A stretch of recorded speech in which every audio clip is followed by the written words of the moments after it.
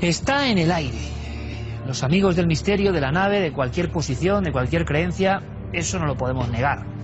Es un asunto que en los últimos años ha cobrado una grandísima popularidad. ¿Por qué? Estas figuras, con tantos milenios a su espalda, están reverdeciendo viejos laureles. Yo creo que son más famosas que nunca. Las personas buscan códigos extraños y la sensación de que hay una historia escrita que no se contó. Hay historias oficiales. La historia empieza en Sumer, otros muchos libros de los primeros arqueólogos que empezaban a descifrar este mundo de tablillas con escritura cuneiforme. Yo tengo que decirlo, aparecen los Anunnaki. Por cierto que aparecen como personajes con un talante un poco siniestro, casi como entre dioses venidos del cielo y criaturas del inframundo. ¿Qué eran realmente? ¿Por qué nos preguntáis tanto por eso? ¿Por qué nos preguntan ustedes tanto por eso? Yo creo que para el debate de esta noche, que seguro que va a ser polémico, explosivo, pero lo más interesante es que va a lanzar ideas que luego ustedes recogen a su forma, hacía falta algo diferenciador. Y me explico. Alguien que en España, y hay muchos miles de personas que creen ciegamente en esto, en esta historia paralela, que defendiese con su honestidad, de alguna forma, con su creencia, que esto es una verdad. Porque aquí, lógicamente, tendremos otro sector que crea que esto es una fantasía. Lo hacemos por ustedes, para que tengan más información. Esa persona, ese investigador que se ha ido especializando en el asunto que tiene que ver con los Anunnaki, que tiene una obra llamada Anunnaki, los creadores de la humanidad, es David Parcerís, está con nosotros. David, buenas noches, bienvenido. Buenas noches, Iker, encantado de estar aquí. Pues encantado de que estés con nosotros y que nos cuentes, porque yo creo que eres el ejemplo de investigador que descubre una cosa, se mete a fondo en ella y que no tiene dudas. Tú no tienes dudas de que esto no es una cuestión literaria fantástica. No, yo me juego la vida aquí mismo. Es decir, no es cuestión de decir pongo la mano en el fuego. ¿Por qué tienes eso ahí? ¿Por qué traes estas figuras de un poder enorme? No sé qué son exactamente o qué quieren representar, pero en tu opinión, ¿qué representarían esas figuras tan antiguas? Esto es una representación de estos seres, de estos Anunnaki, de estos visitantes que hace miles de años civilizaron Sumeria. Y esto pertenece a la cultura Ubaid y está encontrado, creo que era el norte de Irak, en el yacimiento de Jarmo.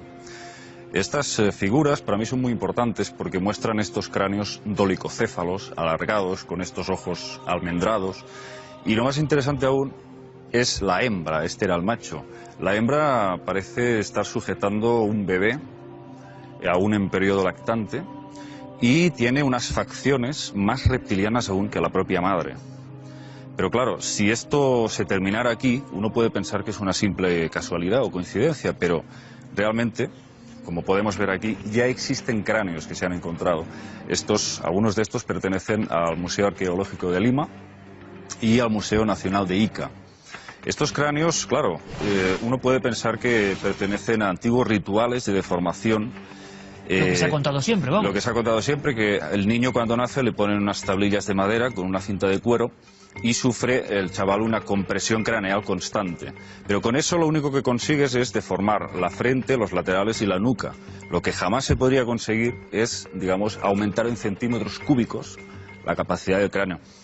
El cráneo más grande del que se tiene constancia, cráneo humano más grande, medía 1980 centímetros cúbicos.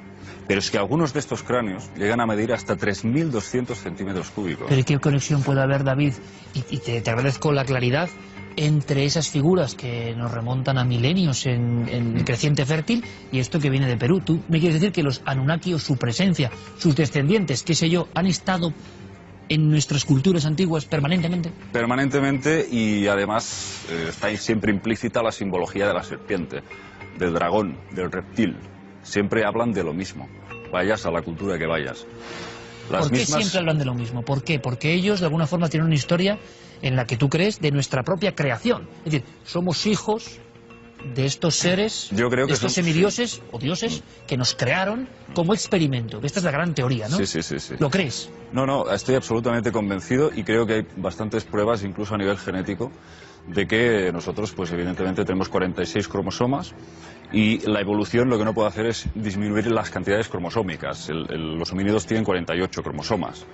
Entonces ahí se está ahora, pues, muchos genetistas hablando, sobre todo uno de los máximos divulgadores en este tema es Lloyd Pye, que hablan de que los cromosomas 2 y 3 autómatas o más humanos, han sido cortados y ensamblados por la parte de los telómeros. Entonces, ahí hay un proceso que se nota que ha habido una manipulación genética importante. Esto es clave, David. Y estamos escuchando a David Parcerisa para que tengamos claro, como portavoz de en qué se cree, o gran parte de la comunidad de investigadores del tema, en qué creen. Para que luego el debate sea más fructífero, tengamos que estar repitiendo términos. O sea, que siempre en tu posición hubo una manipulación genética en la antigüedad para crearnos, para esclavizarnos también, quizá. Sí, esto se remontaría según Sitchin, y luego podemos matizar que yo no estoy de acuerdo con Sitchin en todo, ni mucho menos. Hace unos 445.000 años habrían llegado a la Tierra unos seres supuestamente procedentes de Nibiru. Nibiru sería el planeta de cruce, de órbita superelíptica, que haría un paso próximo a la Tierra cada 3.600 años. Entonces, aquí es fundamental dejar claro quiénes son los protagonistas principales de esta trama. El soberano de Nibiru sería Anu, dios del cielo, y tendría dos hijos en constante rivalidad: Enki, señor de la tierra, y Enlil, el dios del viento y las tormentas. Al parecer se enfrentaban a un problema en su atmósfera bastante parecido al proceso que estamos pasando ahora, que se va degradando el ozono. Entonces ellos estaban expuestos a los rayos cósmicos, había unos graves contrastes térmicos en su mundo, idearon un sistema muy ingenioso a través del cual lo que hacían era lanzar partículas de oro pulverizado en suspensión en la estratosfera, creando así como una especie de barrera de protección contra dichos rayos cósmicos. El caso es que vinieron a la Tierra en busca de oro, y supuestamente el primero en llegar aquí fue Enki, un ser al que se considera como un gran científico y genetista, y lo hace en las aguas del Golfo Pérsico. A través de una gran logística, crea una modalidad de minería acuática por vía marítima. Entonces sacan el oro, bordeando la costa. El sistema logístico fracasa tras muchos intentos, y entonces Anu envía a su segundo hijo, Enlil, y se asienta en la Mesopotamia meridional. Y ahí levanta 7 ciudades funcionales para la misión de extraer oro. Encuentran grandes yacimientos de oro en el sudeste de África, creo que bastante cerca de Zimbabue, si no recuerdo mal. Pero claro, ¿qué ocurre? Si ha fallado el sistema logístico, ahora necesitamos mano de obra, necesitamos mineros para extraer ese oro. Entonces, los encargados de hacer eso son los llamados Igigi, significa aquellos que ven y observan. De hecho, aparecen como si llevaran unas grandes gafas, unos grandes ojos, en diferentes representaciones. Los Igigi serían como los dioses menores, los encargados de realizar esas tareas sucias que estos dioses Anunnaki no quieren hacer. Entonces, a base de mucho tiempo de soportar altas temperaturas en dichas minas, se produce un motín y casi estalla un consejo de guerra. Se supone que piden el cese total y definitivo de estas minas. Entonces se celebra una asamblea extraordinaria en la que se deciden posibles soluciones. Y ahí es cuando aparece este personaje, Enki, el señor de la tierra, que con sus conocimientos genéticos les ofrece, la posibilidad de crear un Lulu. Un Lulu es un esclavo primitivo, un ser, pero claro, él lo que pretende no es crear una nueva especie partiendo desde cero, biológicamente hablando, sino aprovechar para hacer un hibridaje con el neandertal o neandertalensis. Y David, para resumir, porque muy interesante, y estoy seguro que gran parte del público está diciendo ¿qué está diciendo este hombre? Y otra parte está diciendo, me encaja, ¿no? Con esas lagunas que hay en torno a nuestro propio proceso de nacimiento como especie. Por tanto, esos seres habrían tutelado el proceso en ese salto que nadie acaba de explicar bien del paso al ser humano, ¿no? Por supuesto que sí, y además los textos explican como de alguna forma extraen el óvulo de una hembra neandertalensis, lo fertilizan con esperma Anunnaki, de tal manera que contenga el ADN de ambas especies, y lo vuelven a reimplantar en una neandertal. ¿Qué ocurre? Un intento tras otro, un fracaso tras otro, nacen bebés recubiertos de pelo, que gruñen, que no dan raciocinio, no dan destellos de raciocinio, y sobre todo no saben manejar correctamente las herramientas en las minas, no les sirven. Entonces lo que hacen es intentar algo nuevo. Cogen el óvulo de la neandertal, lo fertilizan y lo vuelven a reimplantar, pero esta vez en una hembra Anunnaki. Y ahí, según dicen los textos, ocurre el milagro. Aparece el Adamu. El Adamu, que significa el que como arcilla de la tierra es. Pero ni siquiera con este intento se consigue aún el Homo sapiens. Es después de muchas generaciones, de varios miles de años de procreación, que, dicen los textos, se degrada el gen predominante Anunnaki, que es el que otorga la inteligencia, la consciencia al individuo. Se degrada y dice, y los hijos del Adamu se convierten en primitivos otra vez, vuelven al estado salvaje.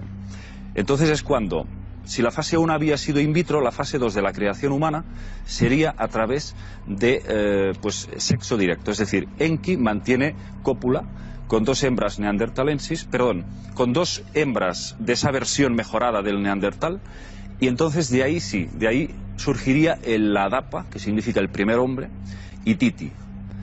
De ahí, pues ya podríamos hablar de... Perfectamente. Yo sé que... No, todavía no.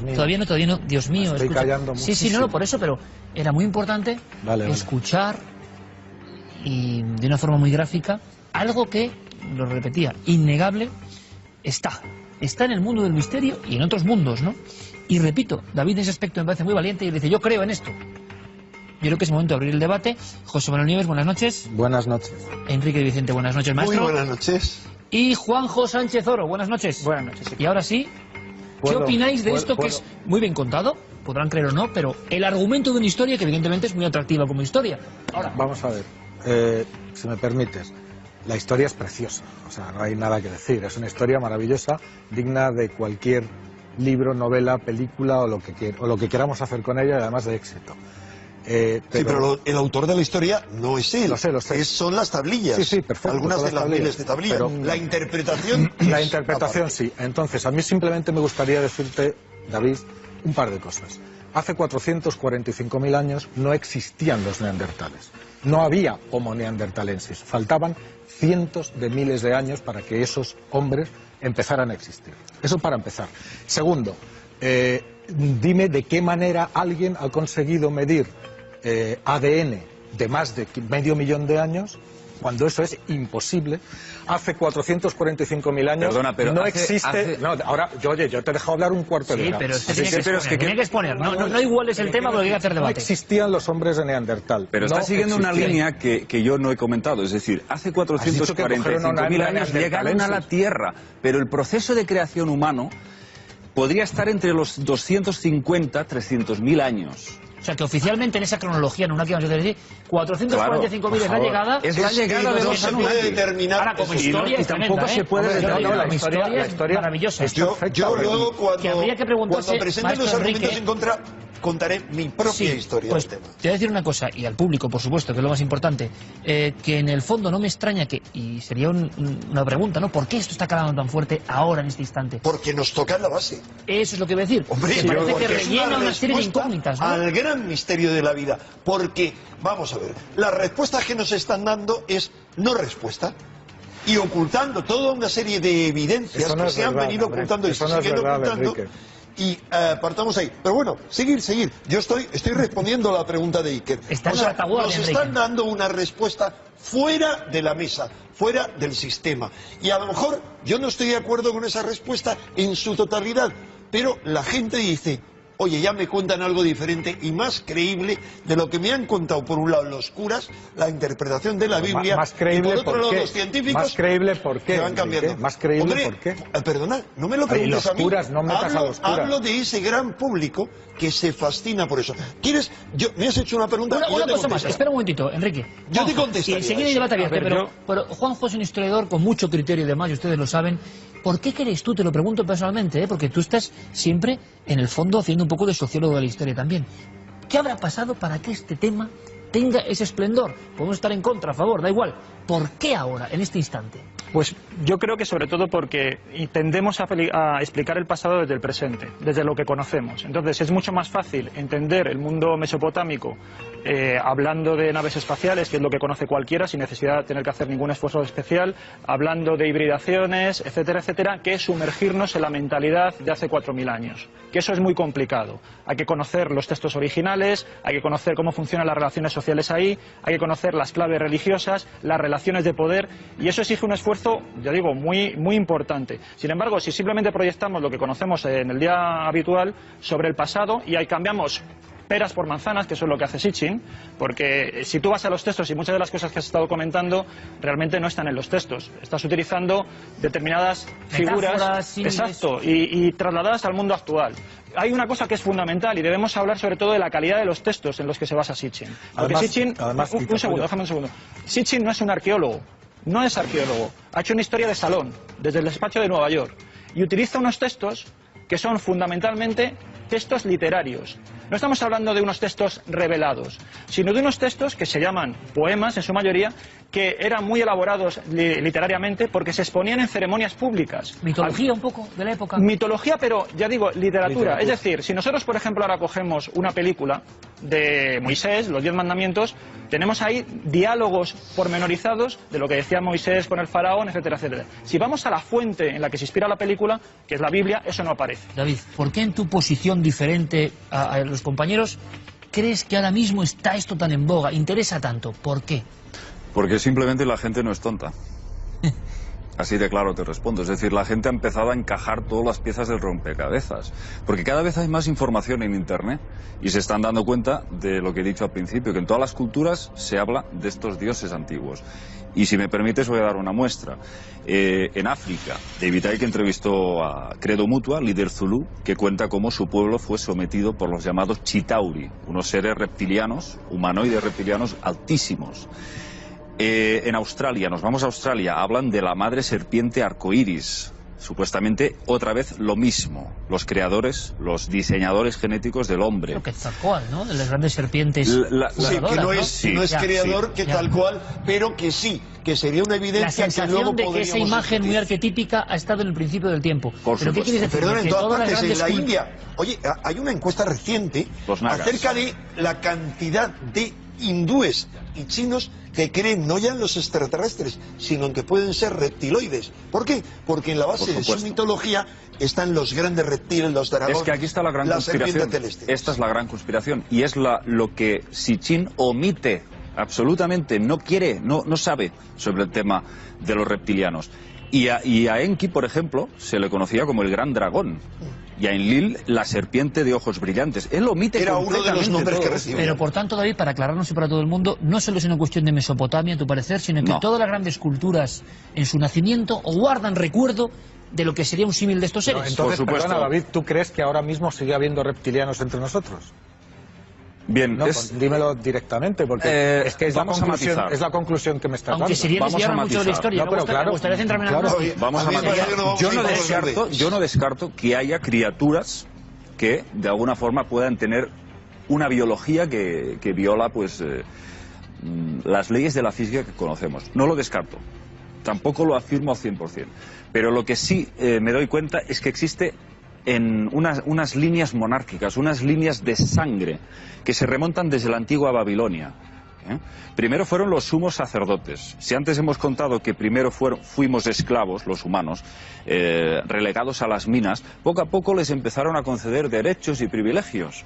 Y de ahí pasaron a nombrarles sumos sacerdotes de sus templos. Yo te pregunto, y de ahí los faraones y los monarcas. Pero ¿dónde están los restos de esas minas con los miles de cadáveres que, igual que... ¿Dónde están los restos de la historia claro, de los seres?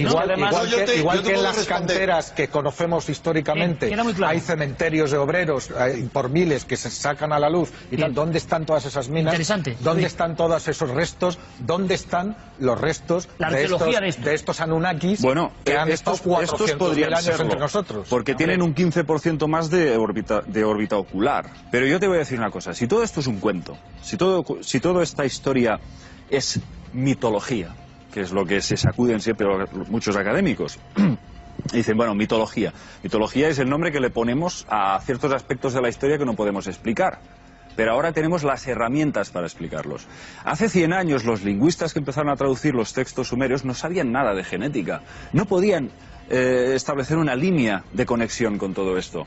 No tenían ni idea sobre el fenómeno ovni. Ahora sí podemos empezar a encajar todo esto y entender que hemos estado... es que ese ejercicio está viciado, porque eso es exactamente lo que decía antes mi compañero. Porque tú lo estás interpretando hechos antiguos donde no existían esas cosas ni esa tecnología con tu conocimiento presente. En el poema épico de Gilgamesh... Cuando haya oportunidad voy a responder punto por punto a eso. Y es que además, si me dices lo mismo, ¿dónde están? Bueno, pues la mitología griega Pues ahí la tienes. Y no me estás diciendo que estamos llenos de minotauros, te voy a leer un fragmento, ni de te voy a leer un fragmento de mi libro, ni de dioses en el Olimpo. Por favor, David, que sea conciso y Sí, es muy conciso. Mira, el poema épico de Gilgamesh, el rey de Uruk que gobernó hace 5000 años, este señor decía: yo tengo 2 tercios humano y 1 tercio divino. Era un híbrido de estos seres. Pues ya tiene menos que yo. Era un semidios.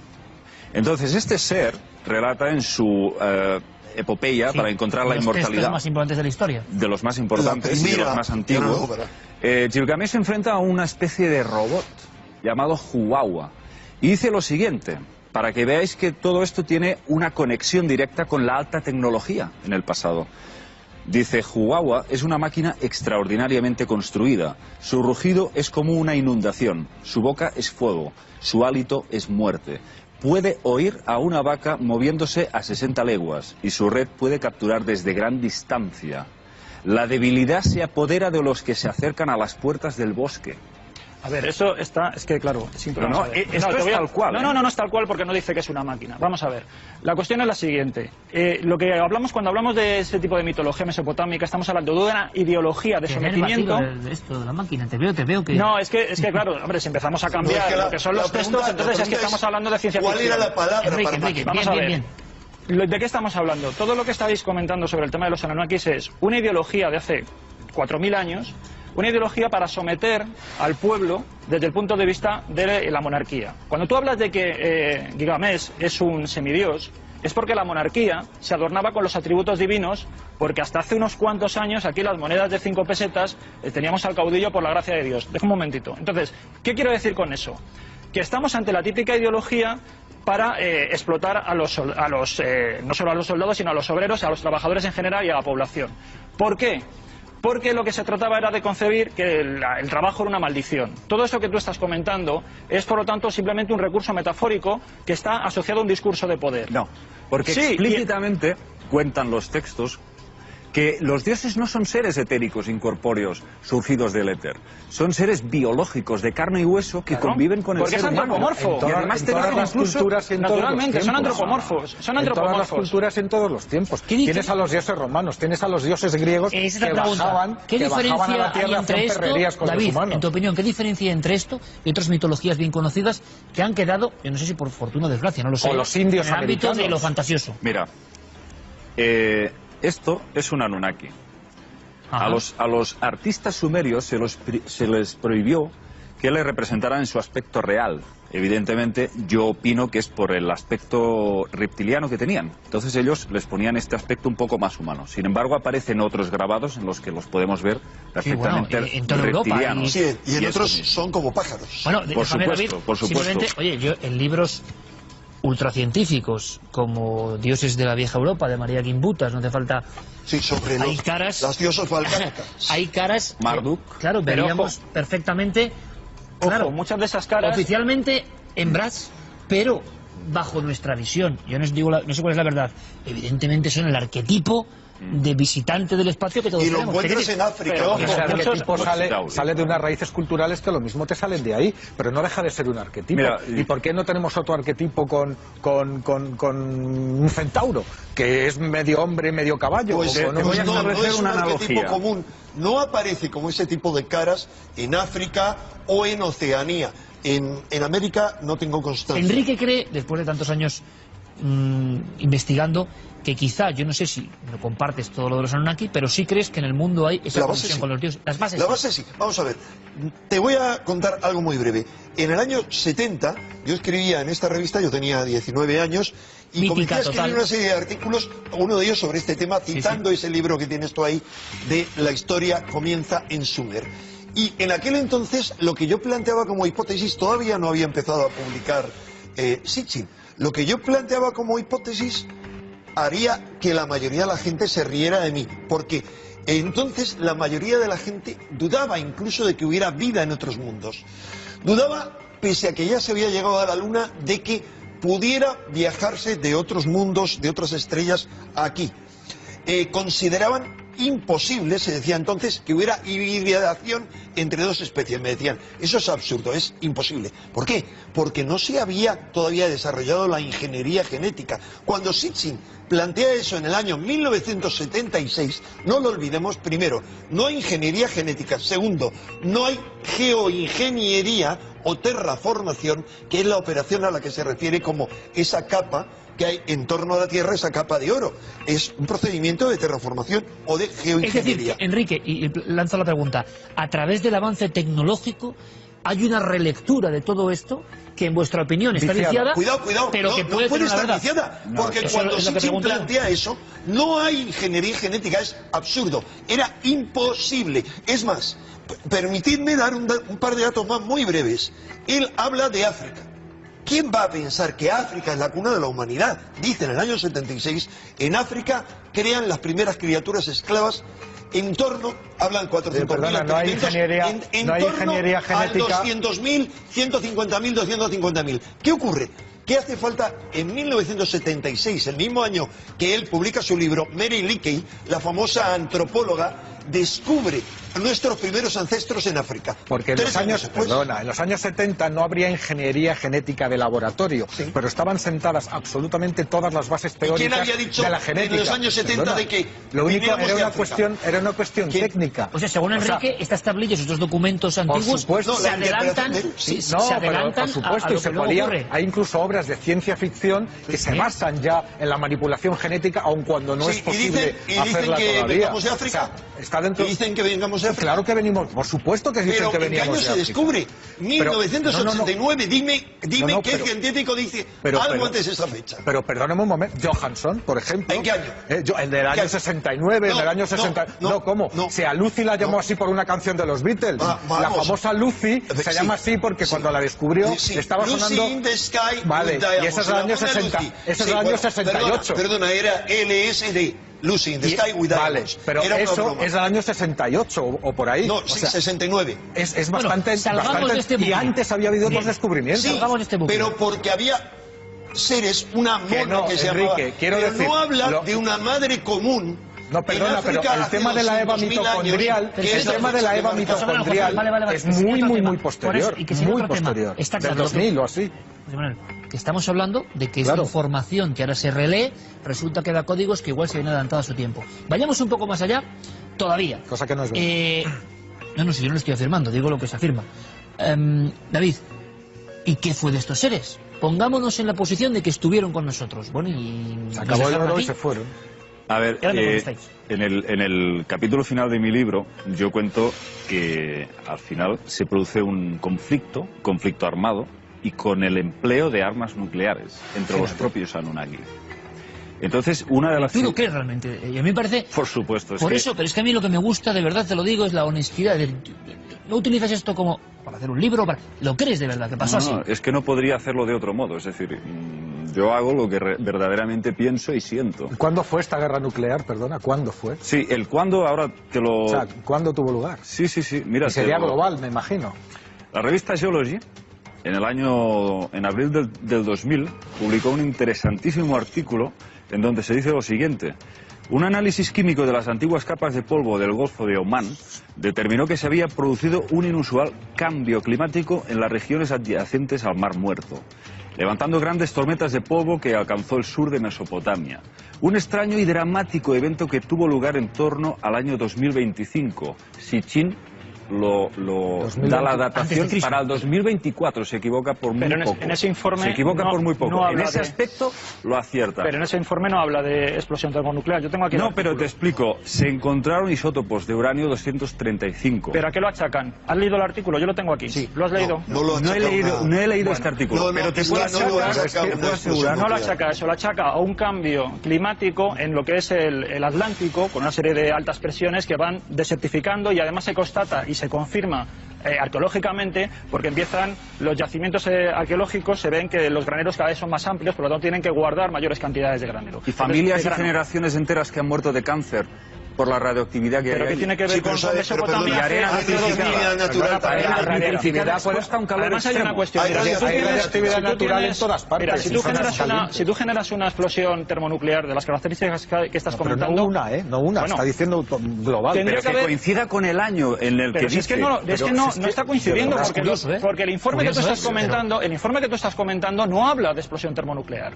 Está hablando, lo achacan como mucho a una actividad volcánica combinada con lo que te estoy comentando, porque ellos lo que analizan son muestras de lava. Y además, mira, si tú generas una explosión termonuclear, y eso se sabe porque tenemos desgraciadamente mucha experiencia, ahora. No solamente eso, es que deja unos restos que se llaman trinitita, que es un tipo de mineralización de lo que sería una especie de vitrificación o petrificación de lo que son la superficie terrestre. Desde la cantidad de calor que se genera en una explosión termonuclear. No hay nada de eso en Mesopotamia. Mesopotamia es uno de los lugares del mundo más excavados arqueológicamente. Lo hay en otros lugares diferentes. Desde finales del siglo XIX. Desde la historia, en los atolones donde se hacían las pruebas nucleares. Pero no me hables de los textos, háblame de las excavaciones. Los textos te estoy diciendo que es literatura. Claro, ¿y dónde están los restos de esas explosiones nucleares? Claro, es imposible. Mira, los desiertos no es suficiente. Los desiertos no es suficiente. Los textos se dice que eran valles muy fértiles. Eso que has leído de Geology. Eran valles eso muy que has leído de Geology, yo te puedo traer 150 artículos con variaciones climáticas locales dramáticas en un montón de periodos de la historia. Y lo que puede haber, mira, las razones para que se produzcan esos cambios y para que haya mayor cantidad de isótopos de un material o de otro pueden ser variadísimas, pueden ser filtraciones del subsuelo. Es una zona que además está muy sujeta a movimientos de tierra porque está en medio de dos placas tectónicas. Es decir, puede ser emanaciones del subsuelo que de repente acidifican a la atmósfera. Y puede haber erupciones volcánicas. Pueden enfermar a las personas hasta ese punto, caerse el cabello y la por supuesto que son efectos típicos. Pero mira cómo se quedaron los de Pompeya, por Dios. O sea, una cosa, mira cómo se quedaron los de Pompeya. Es que son ganas de no ver. Es que lo que haces es que coges el único dato que remotamente se puede parecer a lo que tú quieres pensar y te agarras a eso con uñas y dientes. Mira, yo creo que esto es ciencia mecanicista. Abre un poquito la mente, David. Más bien creo que sois vosotros los que lleváis una venda. Pero por Dios, y sois incapaces de trascender hacia nuevas posibilidades que hagan avanzar. A nivel espiritual, otra cosa que decía él, que la cerrazón mental es brutal. Otra cosa que decía él, ¿por qué no puedes aceptarlo siquiera como posibilidad? Escucha, otra cosa que decía él, yo no te quiero convencer de nada. Un momento, no nos enteramos. Otra cosa que decía el Sitchin, ¿se llama? Sitchin. Bueno, Sitchin, otra cosa que decía era que se producía en la evolución de los homínidos un salto que no podía ser explicado de ninguna manera. Pues mira, 10 años después resulta que lo explicaron, porque no ha habido tal salto. O sea, la evolución de los homínidos hacia las especies que llevan al ser humano moderno es una cosa absolutamente... No ha habido tal salto. Ha habido cambios, ha habido variaciones. Vamos a ver. Eran especies por descubrir, pero todo encaja.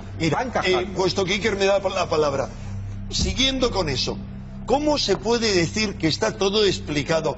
Si ¿Quién ha dicho eso? ¿Pero quién ha dicho eso? No, vale, perdón, corrijo, no he dicho nada. Vale. Sigo hablando de lo mismo. No, ya en la época en la que yo escribía esto, vamos a hablar de esa época, cuando yo planteaba ahí la posibilidad de que hubiera civilizaciones hace 10.000, 15.000 años, que hubiera habido una destrucción, hubierais dicho, locos de atar, porque no se habían descubierto multitud de restos de civilizaciones como la ciudad allá cerca de Jericó de 15.000 años de antigüedad, los restos perfectamente conservados de Göbekli Tepe en Turquía de por lo menos 8.000 años o 8.000 antes de Cristo, 10.000 años, etcétera, etcétera. Mira. No se habían datado las cuevas de Altamira, las pinturas y tantas otras que se remontan mínimo a 40.000 años de antigüedad. Eso va a seguir ocurriendo.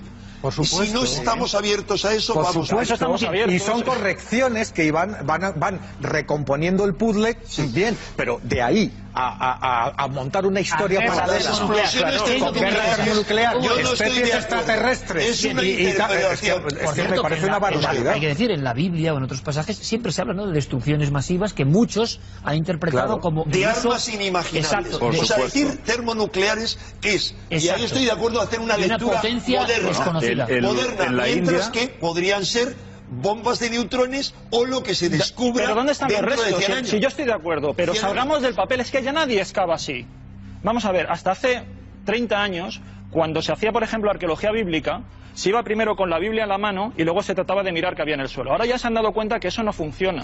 Pero y ahora lo que tiene validez es la arqueología. En función de eso. Toda la antigüedad está tarada. Yo creo que este debate tiene el elemento especial, de verdad, de la valentía de David de ir aportando una serie de argumentos que luego se pueden debatir y evidentemente a algunos les entusiasmarán porque tiene elementos para eso y otros, evidentemente, como dice José Manuel Nieves, pensarán que es una increíble fantasía enloquecida.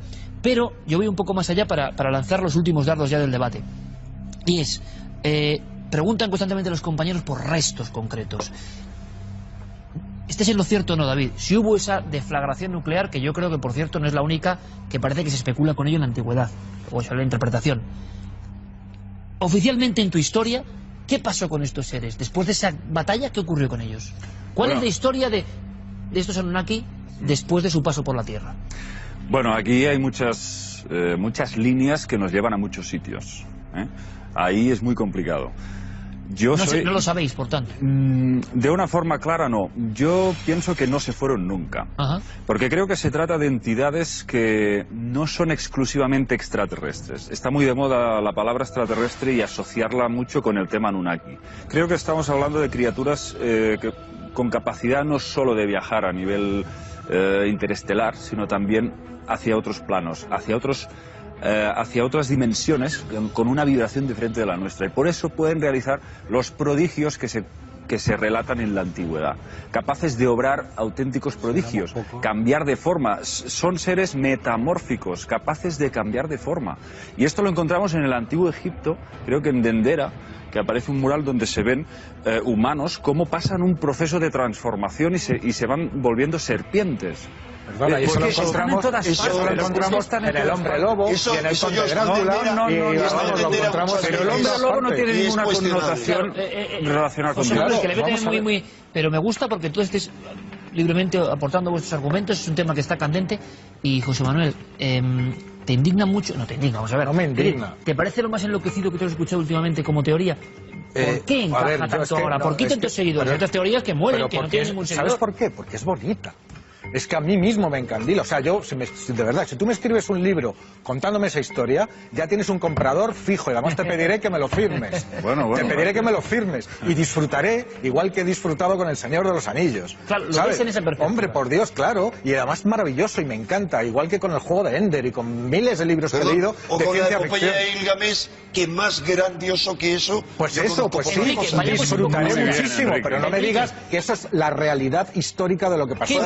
La epopeya de Gilgamesh es la suprarrealidad. ¿Qué es la base? Y si me lo cuentas en 30 segundos te lo agradezco muchísimo, Enrique. La base de esta historia para ti, que sí que es real, en otras cuestiones no crees, pero sí que hay una base. Para mí, la base es muy simple. Hay una historia que se repite con diferentes lenguajes y con las diferentes manifestaciones en todo el planeta.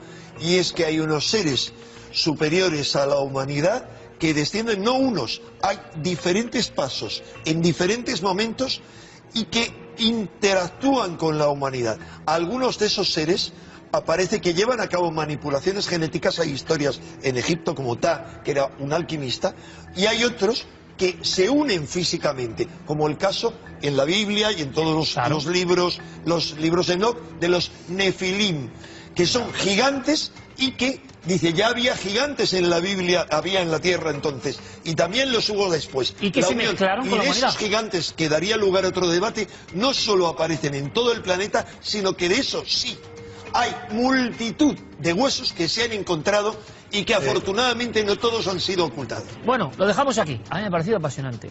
Ambas posiciones, ¿eh? Maestro Enrique de Vicente, ¿hacemos ese debate, te parece?